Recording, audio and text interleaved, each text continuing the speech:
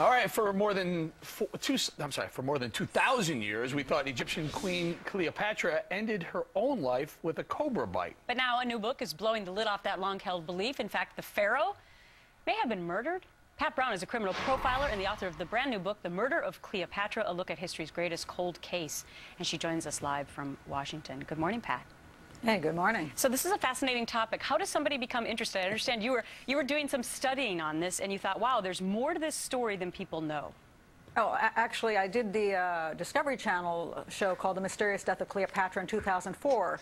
And that's when I came out and said, you know, this snake story just doesn't hold water. It's one of these kind of crazy stories that I really don't know why we've believed it for all these years, but I think no one really stopped and analyzed all the details.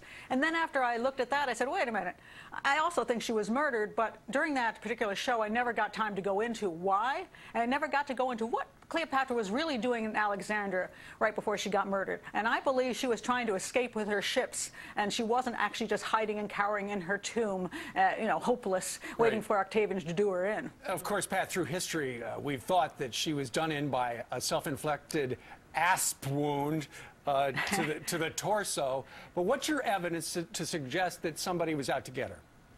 Well, first of all, Octavian, I really do not think he wanted to take her back to Rome and march her in his triumph. She was a very difficult person to deal with. It was one of these shaky situations where you never know what could go wrong. And he would rather just have her disappear, because you keep her alive, you never know, and she's going to come out back and bite you. That's right. So the fact is, he wanted her dead, but to go and say, hey, by the way, guys, you know, Alexandrian folk here, and there was a big mob in Alexandria who got very, very volatile. I just killed off your queen. Not too great a story. So to have her commit suicide served his purposes quite well, and I'm sure he put out that story about the snake. And if you actually look into the details, which people can do in my book, there was really no logic to the fact that any snake would have been able to be used and be in that tomb. Nobody even saw the stupid thing. And you're just going on logic, though, right? There's no other written documentation. She says proof.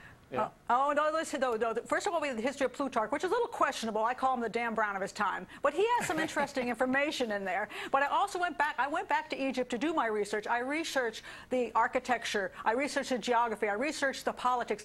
There's a lot of information that goes into building an analysis. So it's not just one idea that, oh, she wouldn't have done that. There's a lot of pieces that go to the puzzle, and I build this up in the book, all the different parts of Cleopatra's life, what she was really doing, how she was trying to flee Egypt, even in the last days. There's so much in there. But I think we're going to see a completely different story, and people have a completely different viewpoint once they read the book. I know, and that's we've run out of time, but I wanted to get your take on how you think this would change history.